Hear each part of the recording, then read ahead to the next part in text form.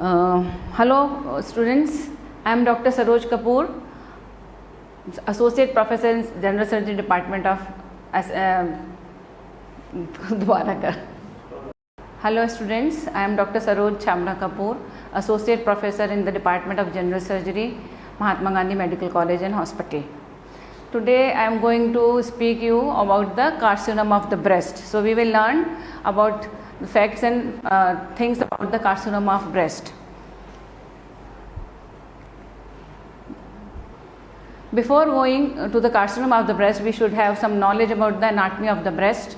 So breast is a modified sweat gland derived from the ectoderm. It lies basically mainly on the fascia of the pectoralis major muscle. Extension of the breast, it extends vertically from the second to the sixth costal cartilage, and horizontally it extends from the midline of the body to the lateral border of the pectoralis major muscle. It extends into the axilla through the foramina flanger as axillary tail of Spence. The Hollister ligaments is a dense condensation of the clavipectoral fascia which covers the subclavian vessels. This is the basic structure of the breast, and it lies on the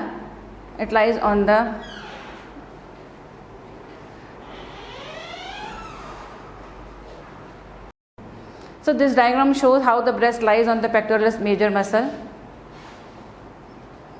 button दब जाता है यार, तो गड़बड़ा. So I am going to teach you about carcinoma of the breast. So before going to the carcinoma of the breast, we should have some knowledge about the anatomy of the breast.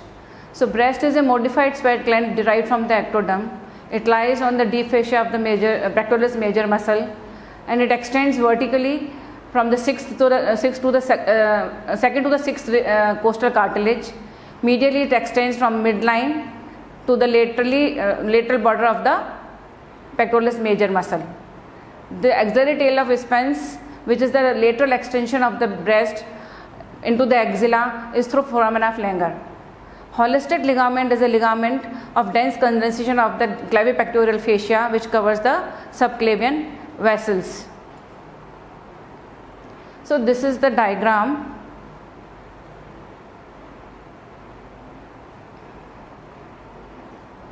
This is the diagram which shows the breast, how the breast lies on the pectoralis major muscle and its shape. Blood supply of the breast. Breast is supplied by lateral thoracic artery, which is the second part of the axillary artery, and internal thoracic artery through its perforating branches, which is a branch of subclavian artery, pectoralis branches of the acromiothoracic artery, the venous drainage. The veins follows the arteries. The superficial veins drains into the internal thoracic vein, and the deep veins drains into the internal thoracic, axillary and posterior intercostal veins. So this is the diagram showing the blood supply of the breast. You can see this is the subclavian artery which continues in the arm like axillary artery.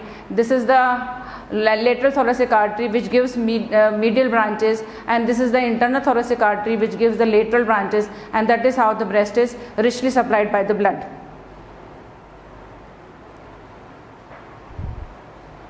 Lymphatic drainage of the breast. Breast is mainly drained by axillary and internal mammary group of lymph nodes.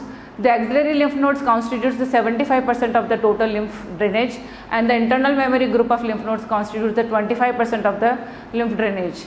The axillary nodes are arranged in the following groups: the lateral group along the axillary vein, the anterior group along the lateral thoracic vessels, posterior group along the subscapular vessels, the central group embedded in the fat in the center of the axilla, and the apical group receives the efferents from all the above groups.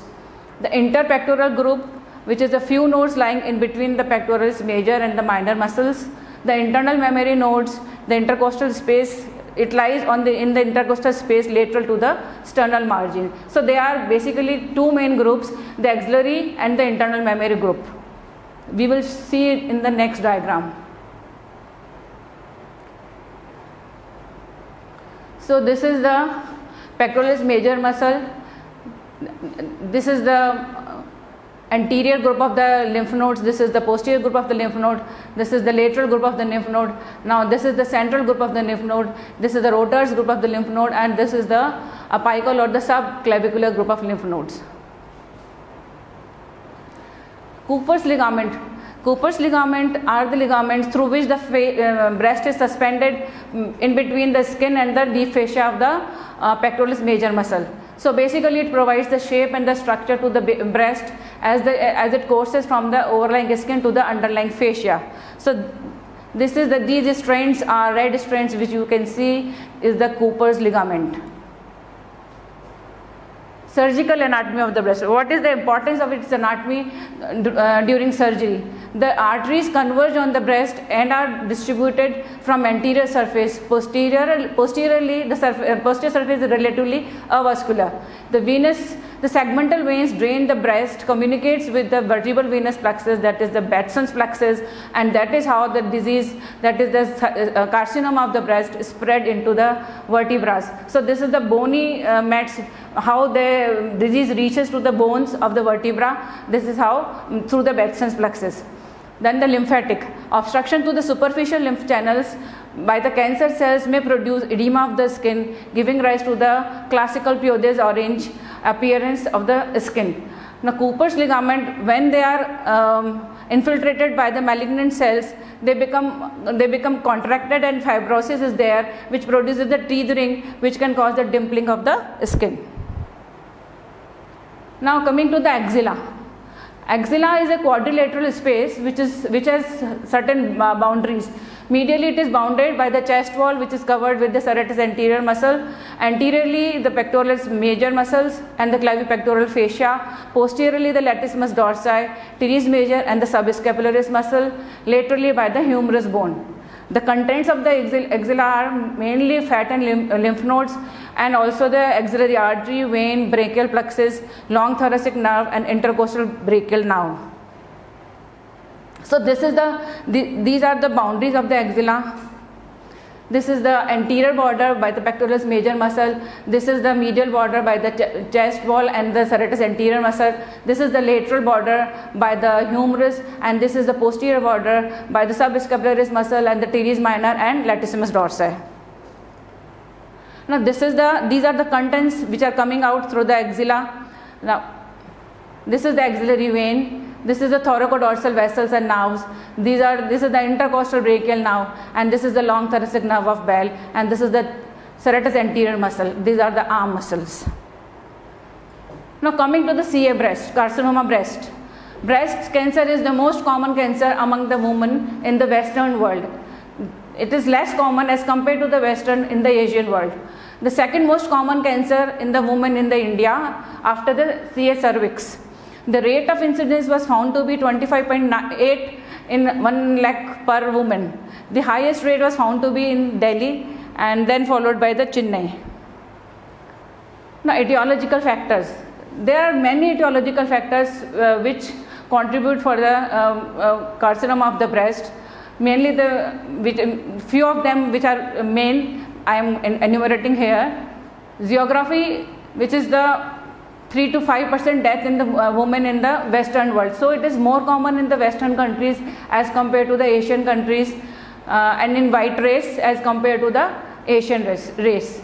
Age, it is very rare below the age of 20 years, and incidence rises with the advancing age. Gender, it is the mainly disease of the females, but 0.5% of the breast cancers are male breast cancers. Genetic, the risk is 3 to 5 times more in first degree relatives. That means if somebody has the family history in the first degree relative, he is more prone to get carcinoma breast. And there is also increased risk of breast cancer when the person is or the female is having BRCA1 and BRCA2 mutations. Now coming to the dietary factors, the diet low in the phytoestrogen, and there is more having high risk of the breast cancer. Increased alcohol intake increases the risk. Patients who are females who are commonly nulliparous, they are at the greater risk to develop breast cancer. Early menarche and late menopause have the high risk because these females, they have a higher window for the estrogen. So that is why they are at more risk for developing the carcinoma breast. Early childbirth or reduces the risk. Radiation at the young age increases the risk, and breastfeeding, if not, is also a protective phenomena. Breast cancer is mainly divided into two: non-invasive and invasive. Non-invasive means the breast it is confined by the basement membrane and do not invade into the stroma or the lymphovascular channels. This includes the ductal carcinoma in situ. This is again divided into two: ductal carcinoma in situ and lobular carcinoma in situ. As the breast have a basic unit, breast has a lobule and a duct. From the ducts, the carcinoma which arises from the duct and is still bounded by the basement membrane, it is known as ductal carcinoma in situ. And when carcinoma arises from the lobule, it is said to be lobular carcinoma in situ. Now, invasive carcinoma is again divided into further classes. The invasive ductal carcinoma not otherwise specified. Invasive lobular carcinoma, medullary carcinoma, colloid carcinoma, or the mucinous carcinoma, tubular carcinoma, and other types. Now, this is the diagram which shows how the disease, if it is remained in the one quadrant of the breast, is known as the multifocality. If the disease has spreaded or the tumor is large enough to occupy the more than one quadrant, it is known as the multicentric. The disease is multicentric. Now, how the breast cancer patient presents to the OPD. So, what are the symptoms with which the carcinoma of the breast patients come? It is most common is the lump in the upper and outer quadrant, 60%, which is hard and painless. Why the lump is more common in the outer quadrant? Because the glandular tissue is more concentrated in the outer and upper quadrant. That is why generally the patient comes with the lump in the upper and outer quadrant. It is associated with the following symptoms also: nipple discharge, ulceration or fungation, axillary lymph node enlargement, chest pain, and bone pain. Now, there are certain cutaneous manifestation of the carcinoma breast, like Pyodes orange. I have already told you, because of the obstruction of the dermal lymphatics, which gives rise to the edema of the skin, and dimpling of the skin is because of the infiltration of the ligament of the Cooper. So, retraction of the nipple is because of the infiltration of the lactiferous duct, and ulceration and discharge from the nipple and areola.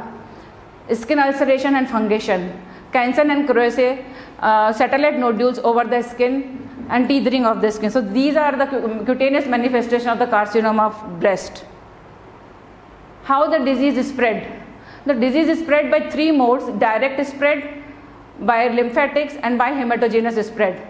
Now, from direct spread, it spreads into the pectoralis major muscle, into the nearby muscle like pectoralis major, latissimus dorsi, serratus anterior, and into the chest wall. Now, lymphatic spread. Lymphatic drainage of the breast is predominantly through the axillary group of lymph node and internal mammary group of lymph node. So, interpectoral nodes due to the retrograde spread. From axillary group of lymph node, it spreads occurs to the supraclavicular lymph nodes by lymphatic embolization. Through the dermal lymphatics, it may spread to the opposite breast or the opposite axillary lymph node. That is how the unilateral disease of the breast becomes bilateral. The fixed axillary nodes can cause lymphedema due to the lymphatic blockage, and the venous edema due to the venous blockage. Transcoelomic spread. Through the mediastinal lymph nodes or the anastomosis over the liver by the lymphatics, the cancer cells drop by gravity into the peritoneal cavity, causing the secondaries in the liver, peritoneum, and ovary. The metastasis in the ovary is known as Krukenberg's tumor. Now, grading of the breast cancer. Bloom-Richardson grading. Bloom-Richardson mainly divided the breast cancer into three grades, like well differentiated, moderately differentiated, and poorly differentiated, based on the three features: tubule formation, nuclear pleomorphism, and mitotic counts. Each feature is further given 3 scores.